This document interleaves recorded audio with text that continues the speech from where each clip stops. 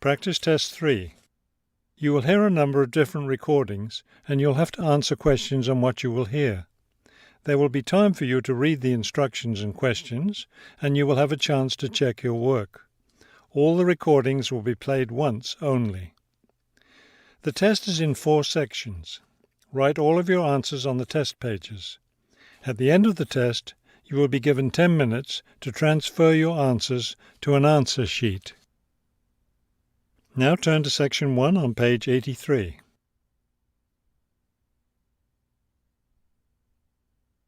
Section 1. You will hear a woman making a hotel reservation over the phone. First, you have some time to look at questions 1 to 4 on page 83.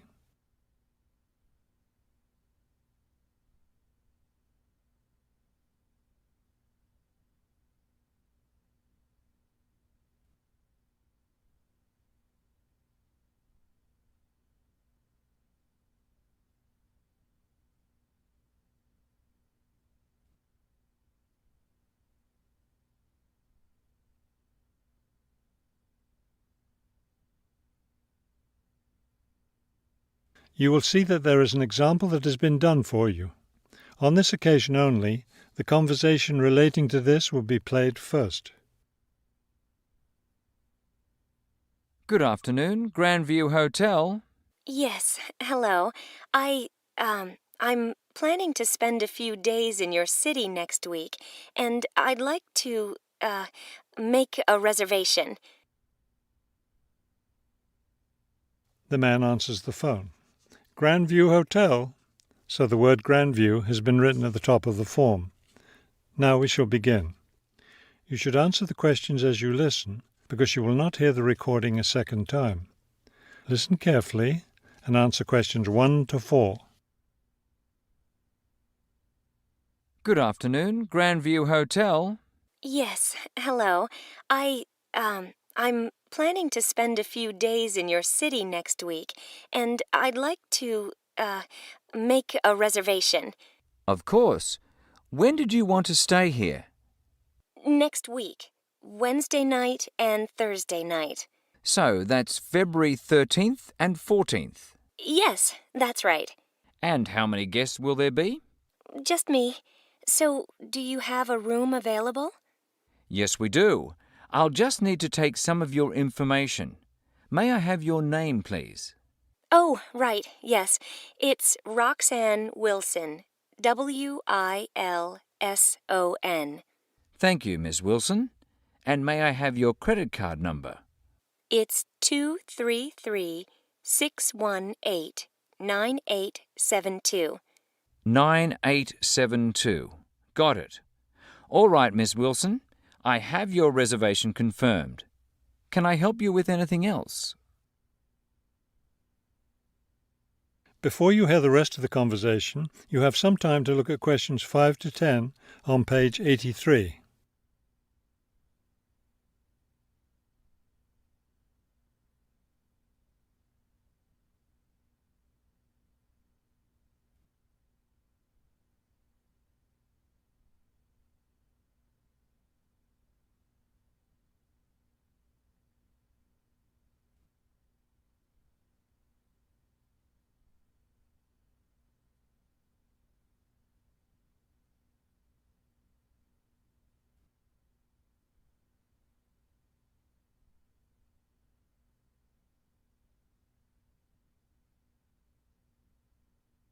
Now listen and answer questions 5 to 10.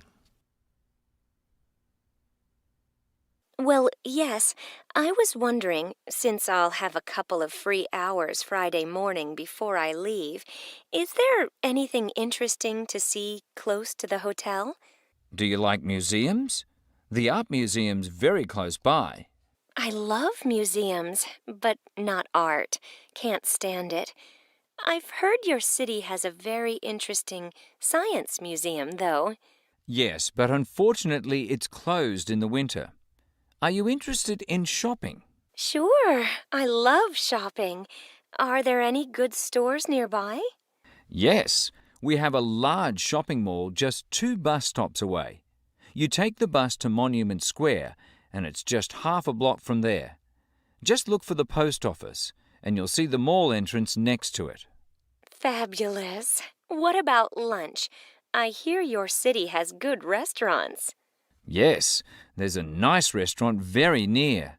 It's just across the street from the park. Sounds good. I can have lunch, then walk in the park afterwards. I have one more question. What's the best way to get to the hotel from the airport? Subway is the fastest, of course. There are buses, but they're quite slow. I'll be arriving quite late, after 10 p.m. I thought I might have to take a taxi. The subway runs until midnight. Oh, good. Then I'll do that. Will there be someone at the hotel front desk that late? Oh yes, the front desk stays open until 2. That is the end of section 1.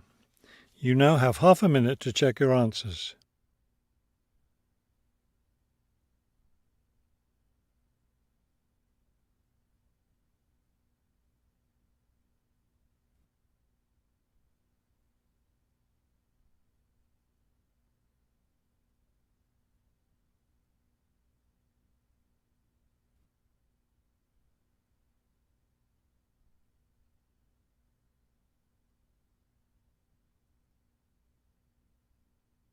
Now turn to section 2 on page 84.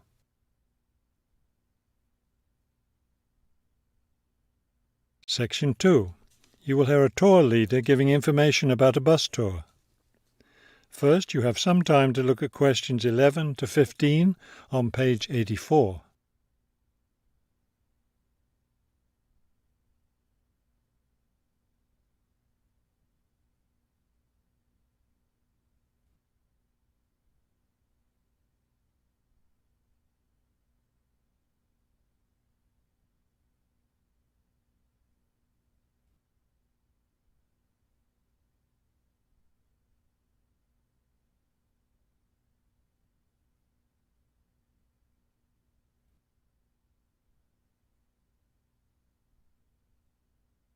As you listen to the first part of the talk, answer questions 11 to 15.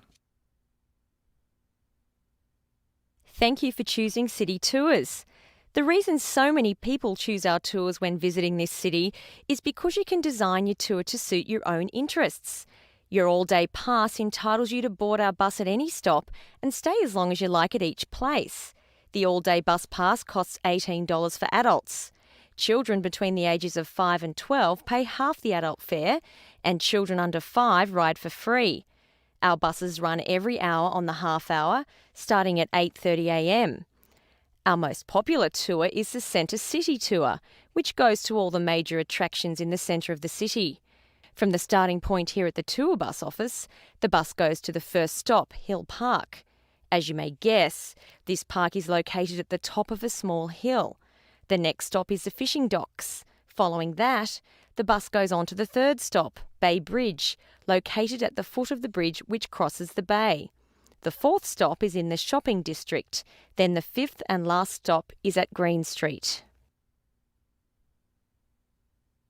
Before you hear the rest of the talk, you have some time to look at questions 16 to 20 on page 85.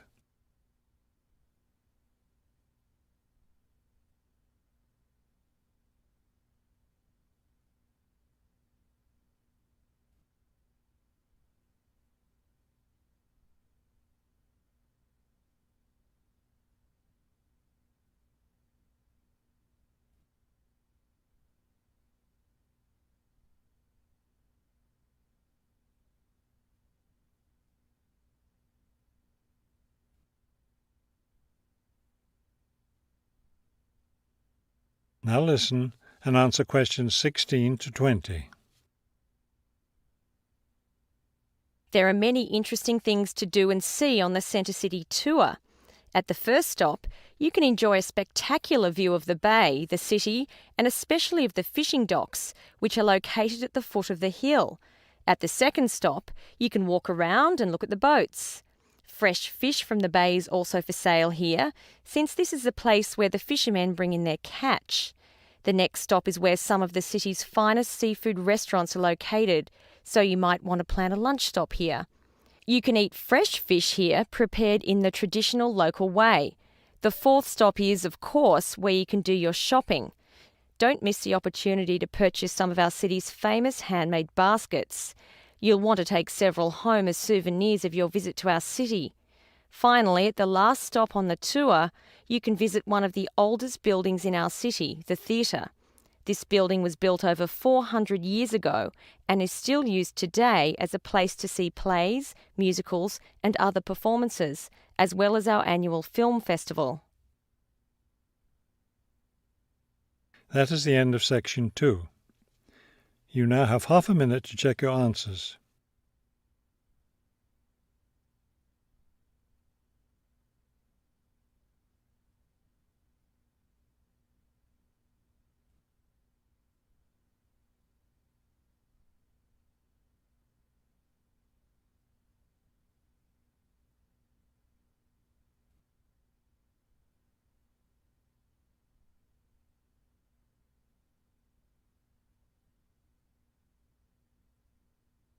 Now turn to section 3 on page 86.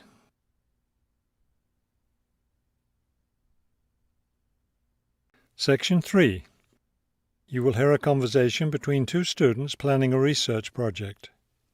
First, you have some time to look at questions 21 to 23 on page 86.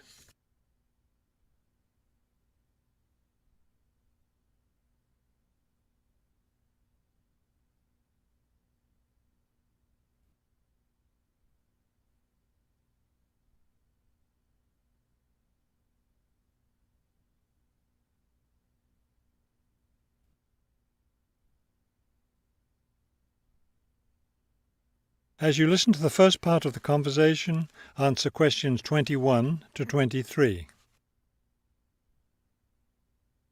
We'd better start planning our research project because we don't have much time left before it's due. I know, only 3 more weeks. Is that all? I thought we had more time than that. Well, let's get to work then. Okay, so we agreed we're going to interview shoppers about their spending habits. Did we decide to conduct our interviews at the department store?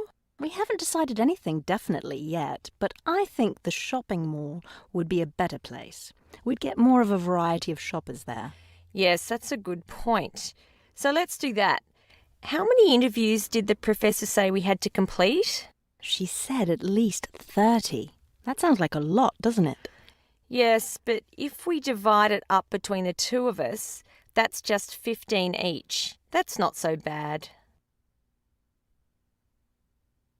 Before you hear the rest of the conversation, you have some time to look at questions 24 to 30 on page 86.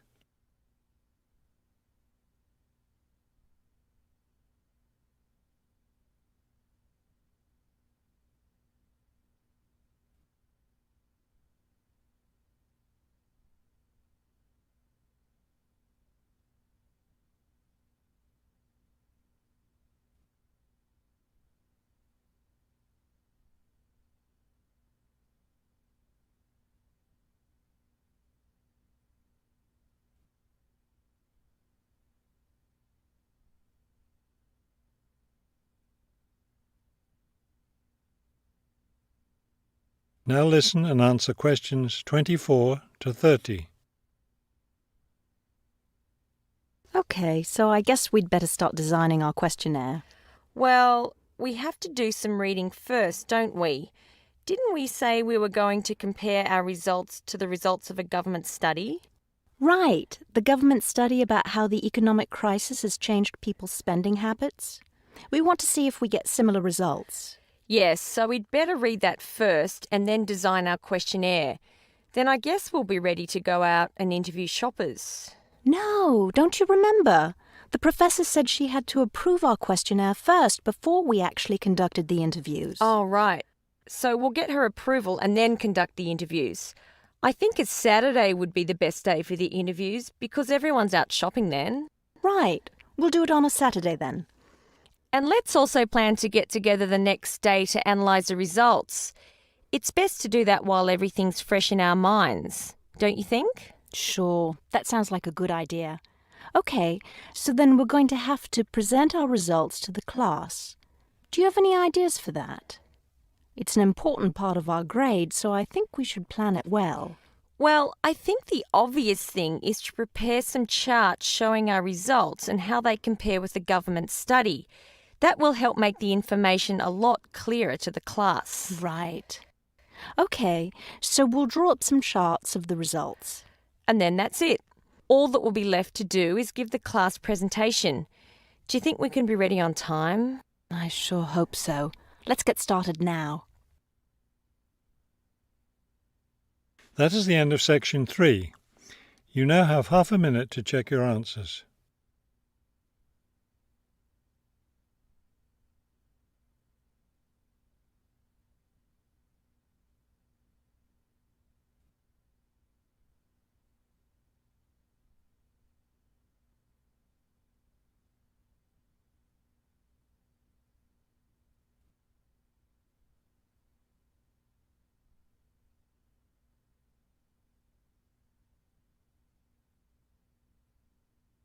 Now turn to section 4 on page 87.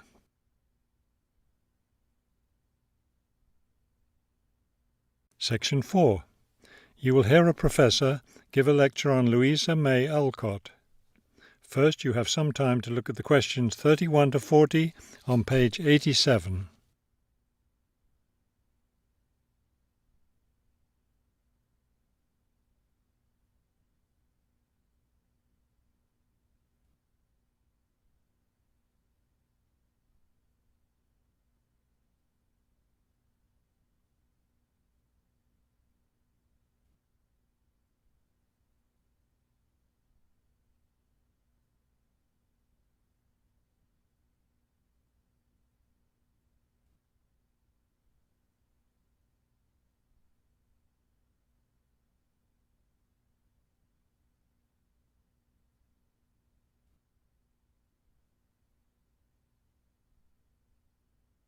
Now listen carefully and complete the timeline in questions 31 to 40.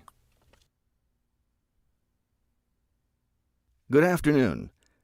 Today I'd like to continue our discussion of the lives of prominent American writers by talking about Louisa May Alcott, one of the best-known 19th century writers.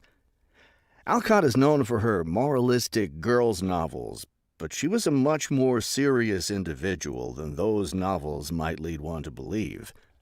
She was born in 1832, the daughter of Bronson Alcott, who was one of the founders of the Transcendentalist movement. Bronson Alcott was a philosopher, but not a provider, and the family lived close to poverty. From an early age, Louisa was determined to find a way to improve her family's economic situation. As a teenager, she worked to support her family by taking on a variety of low-paying jobs, including teacher, seamstress, and household servant. Alcott also started writing when she was young. She wrote her first novel when she was just 17 years old, although it wasn't published until many years after her death. It was called The Inheritance. In 1861, the Civil War broke out. Alcott worked as a volunteer, sewing uniforms and bandages for soldiers. The following year, she enlisted as an Army nurse. She spent the war years in Washington, nursing wounded soldiers at a military hospital. While working at the hospital, she wrote many letters to her family at home in Massachusetts. After the war, she turned the letters into a book, which was published under the title Hospital Sketches. She also wrote numerous romantic stories, which she sold to magazines. Around this same time, she was offered the opportunity to travel to Europe as the companion to an invalid. When she returned home from Europe in 1866, she found her family still in financial difficulty and in need of money, so she went back to writing. Her big break came in 1868, with the publication of her first novel for girls, Little Women. The novel achieved instant success, and the public wanted more. From then on, Alcott supported herself and her family by writing novels for girls. It wasn't the writing she had dreamed of doing, but it earned her a good income. Alcott took care of her family for the rest of her life. In 1878, her youngest sister May got married. A year later, May died after giving birth to a daughter. Louisa Alcott raised her sister's orphaned child. In 1882, Bronson Alcott suffered a stroke. Soon after that, Louisa Alcott set up a house for him, her niece, her sister Anna, and Anna's 2 sons in Boston. Her mother was no longer living by this time.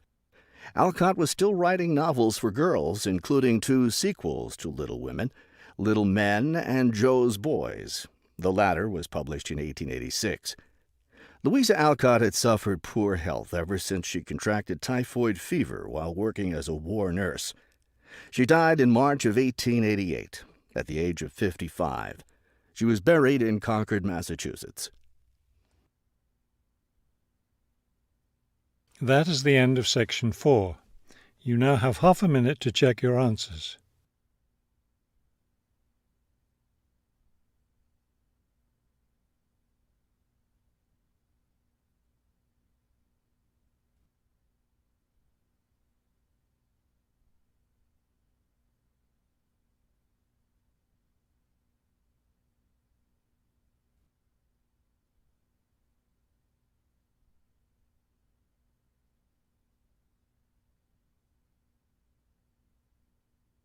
You will now have 10 minutes to transfer your answers to the listening answer sheet.